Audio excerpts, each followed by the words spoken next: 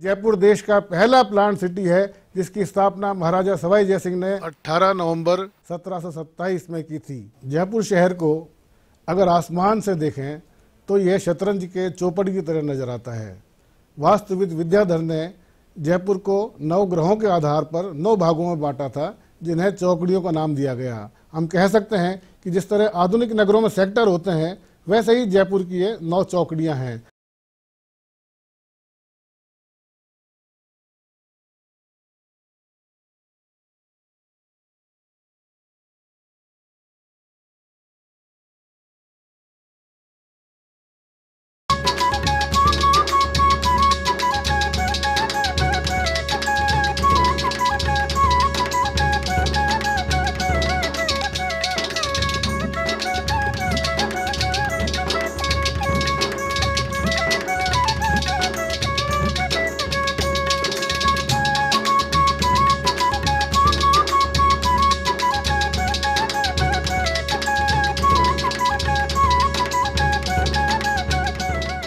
या जयपुर छे जयपुर। आइए जयपुर चलते हैं। जयपुर का नाम लेते ही गुलाबी रंग हम सब की आंखों में तैर जाता है, इसीलिए जयपुर को कहा जाता है गुलाबी नगरी। गुलाबी रंग इस जयपुर की स्थापत्य कला में आपको हर जगह दिखाई देगा। जैसा कि हम सभी जानते हैं, यहाँ का नियोजन इतना सुंदर था कि विश्व में आज भी इस शहर को पेरिस के रूप में जाना जाता है। कस्बे, गांव और गलियां अपने आप बनती हैं, लेकिन ऐसा जयपुर के साथ नहीं हुआ। जयपुर को बहुत सोच समझ के साथ बसाया गया। यहाँ की हर सड़क को प्लान किया गया, यहाँ के हर बाजार को प्लान किया गया, और इसीलिए इसे विश्व में एक सुंदर नगरी, एक पर्यटन नगरी के रूप में जाना जाता है। जयपुर शहर अब एक नई करवट ले रहा है। धीरे धीरे यह शहर वर्ल्ड सिटी में तब्दील होता जा रहा है। इसका गुलाबी रंग अभी भी अक्षुण्ण है, लेकिन इसके और भी कई रंग हैं। वो रंग कौन से हैं? आइए देखते हैं जयपुर के नए नए रंग।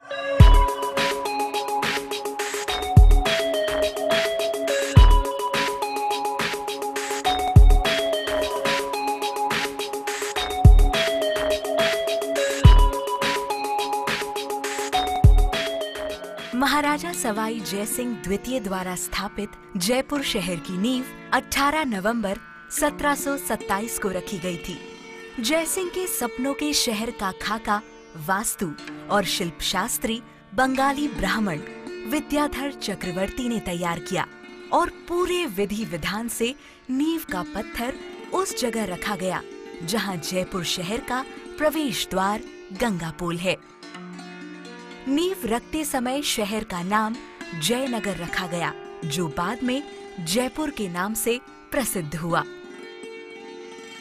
जयपुर भारत का एकमात्र प्राचीन नगर है जो पूरी तरह भारतीय नगर निर्माण पद्धति पर आधारित होते हुए भी आधुनिकता की दौड़ में किसी और शहर से पीछे नहीं है।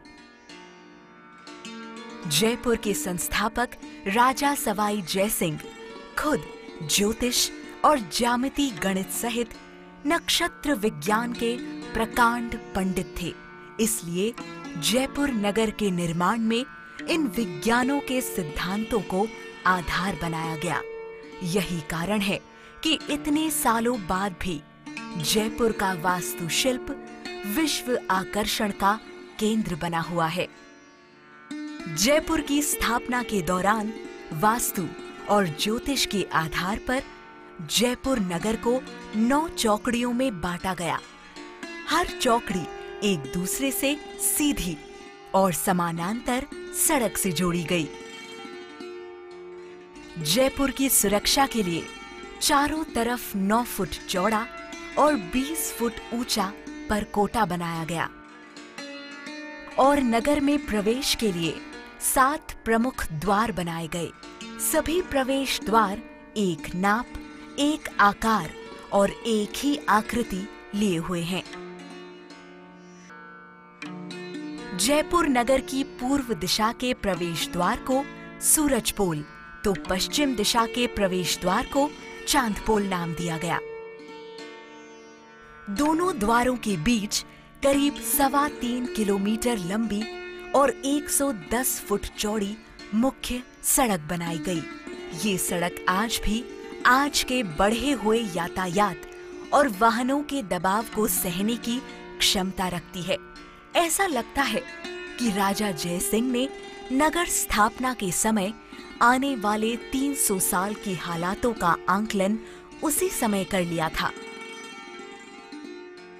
इसी मुख्य सड़क को 90 डिग्री के कोण पर उत्तर से दक्षिण की दिशा में जाने वाली मुख्य सड़कें जिस स्थान पर काटती हैं, उन चौराहों को चौपड़ कहा गया।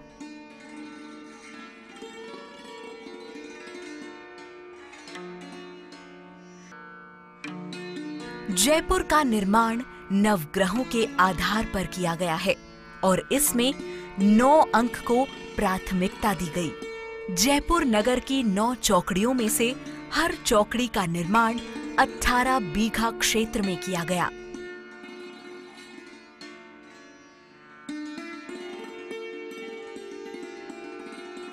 इसी तरह जयपुर के मुख्य बाजारों में दोनों तरफ 162 दुकानों की योजना बनाई गई।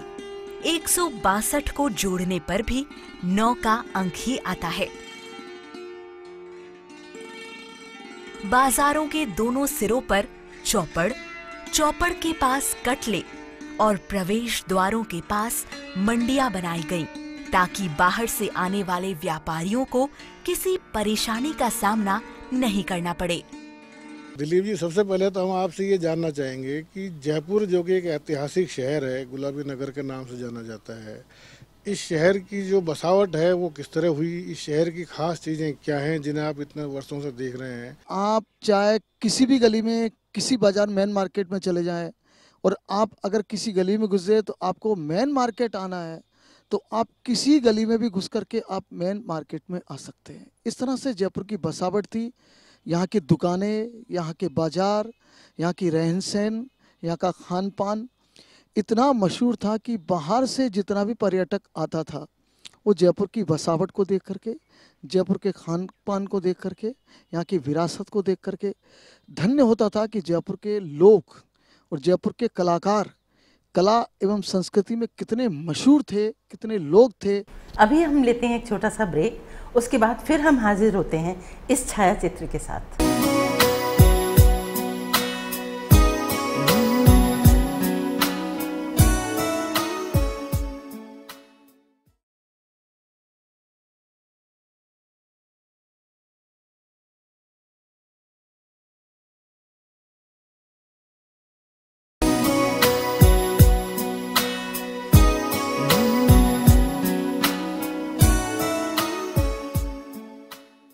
ब्रेक के बाद आपका स्वागत है।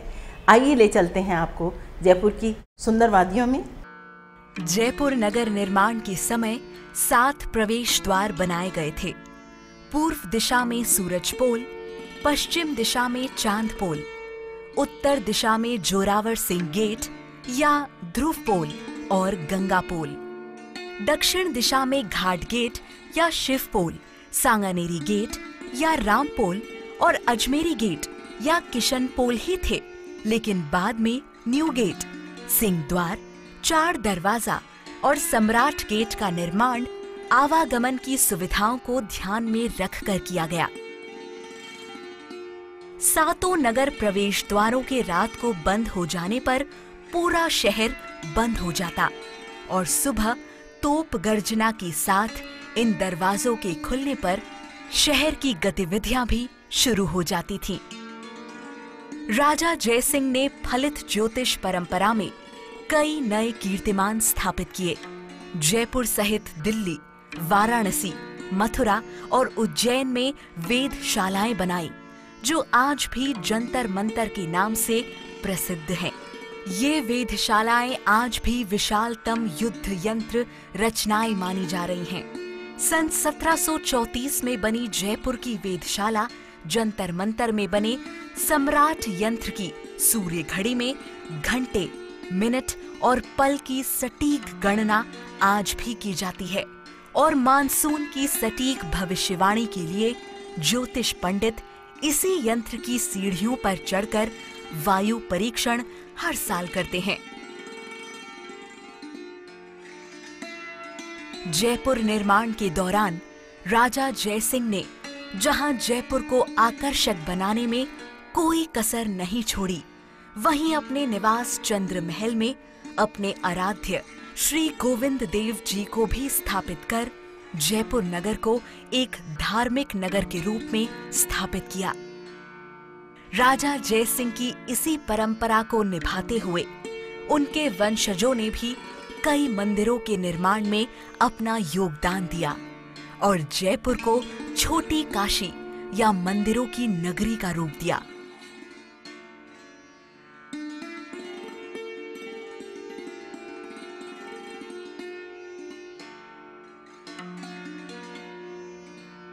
जयपुर का कोई मोहल्ला, सड़क, चौराहा या कोई चौक ऐसा नहीं है जहां एक, दो या कई मंदिर स्थापित ना हो। जयपुर नगर को और भी आकर्षित और सुंदर बनाने का काम राजा जयसिंह के बाद भी जारी रहा। विरासत में मिली नगर सौंदर्यकरण की परंपरा को निभाते हुए उनके बेटे सवाई ईश्वर सिंह ने 7 राजाओं के आक्रमण को विफल करने की याद में 7 मंजिला ईसर लाठ बनाई, जो आज सरगा सूली के नाम से प्रसिद्ध है।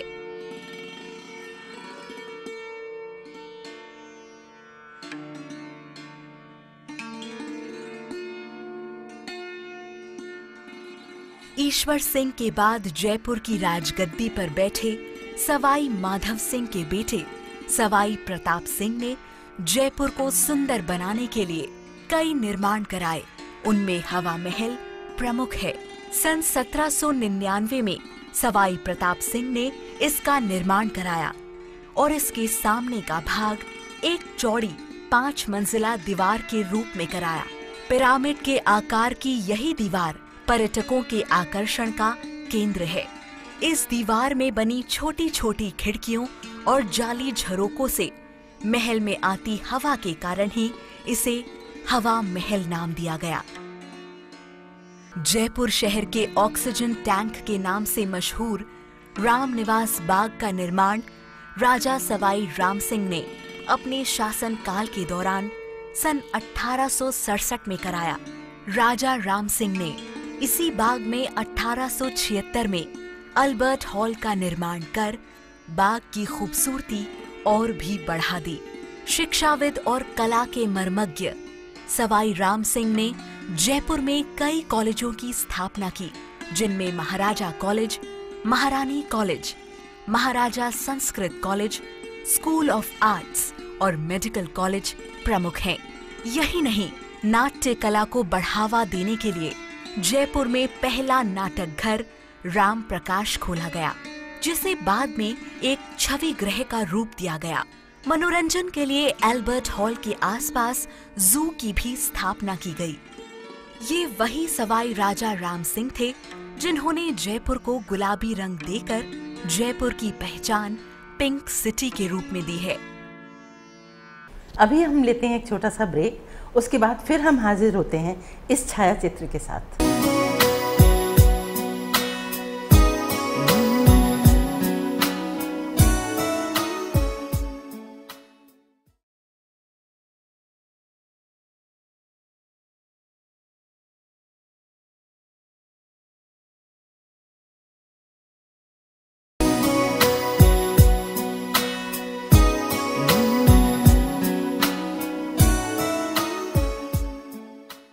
जयपुर शहर मात्र अपनी बसावट और भवनों के लिए ही नहीं जाना जाता, बल्कि एक शहर की एक बड़ी समृद्ध कला और संस्कृति की विरासत है।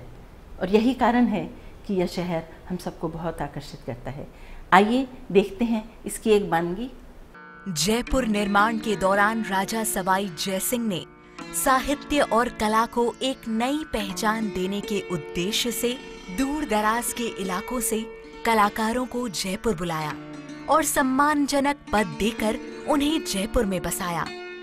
आज इसी का नतीजा है कि जयपुर शास्त्रीय गायन, वादन एवं अभिनय कला के साथ साथ अपनी अलग पहचान बनाए हुए है।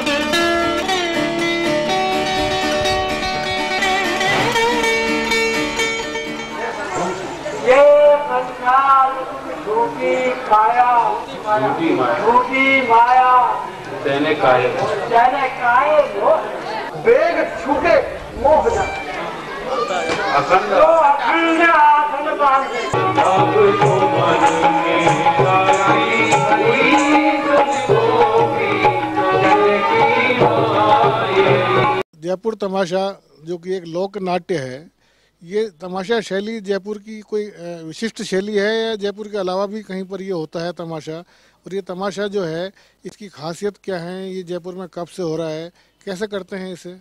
आज भी जयपुर के लोगों में, जयपुर के दर्शकों में, जयपुर के श्रोताओं में गोपी जी का जो संगीत, गोपी जी का जो गायन, गोपी जी का जो मीठा स्वर आज भी उनके कानों में घोलता है।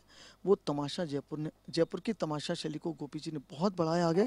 उनका ओढ़ना, उनका बिछाना, उनका रहन सहन तमाशा था। और तमाशा के अलावा उन्होंने कई चीज़ें ऐसी की जैसे गीत गोविंद, हवेली संगीत, गणगौर गायन, मांड गायकी, टप्पा गायकी, ठुमरी गायकी, वो भी गोपी जी एक अलग रूप था उनका। लेकिन तमाशा उनके जहन में था, उनके जीवन में था।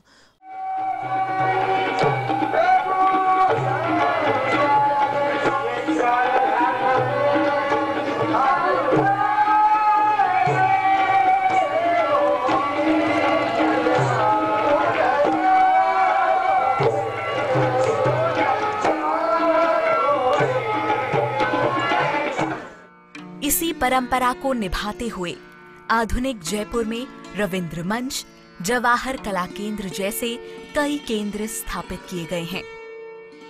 जयपुर विरासत के पूर्व महाराजा और राजस्थान के एकीकरण में अपनी महती भूमिका निभाने वाले सवाई मानसिंह द्वितीय के शासनकाल में जयपुर को राजस्थान की राजधानी बनने का गौरव हासिल हुआ। 30 मार्च 1949 को राजस्थान के गठन के बाद काफी समय तक राज्य का शासन तंत्र जलेब चौक स्थित मानसिंह टाउन हॉल से संचालित होता रहा। विधानसभा का नया भवन बनने के बाद राज्य की राजनीतिक गतिविधियां 17 एकड़ क्षेत्रफल में फैले इस आकर्षक और शिल्प सौंदर्य में बेजोड़ भवन से संचालित होने लगी।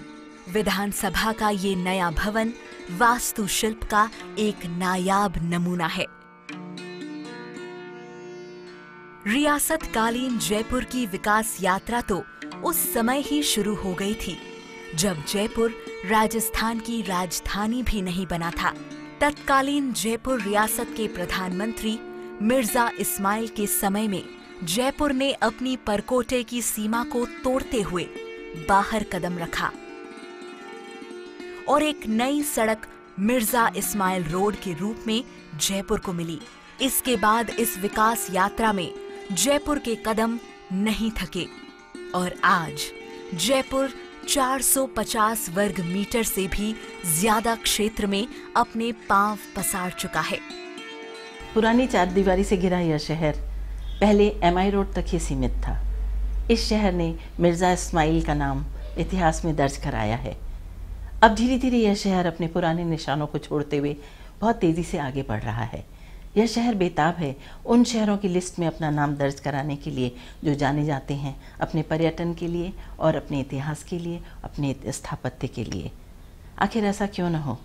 ये कोई छोटा मोटा शहर नहीं है, या तो जयपुर छे जयपुर। एक समय जयपुर के दक्षिणी परकोटे के पास गंदा नाला था।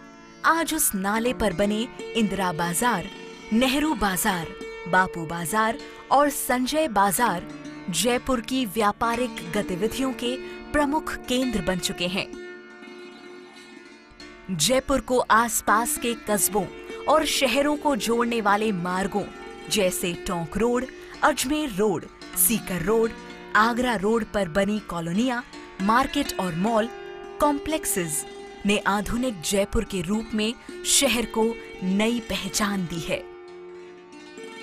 बेशक बहुमंजिला इमारतों, आकर्षक मॉल और कॉम्प्लेक्सेस ने जयपुर को एक नई पहचान दी है, लेकिन जयपुर की पुरानी शान और पुराने वैभव को आज भी नहीं भुलाया जा सकता।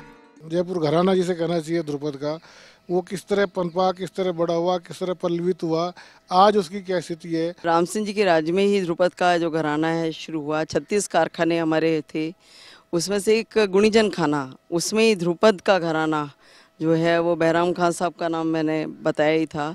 वहाँ से ये घराना एक तरह से शुरू हुआ जो दरबारी परंपरा है।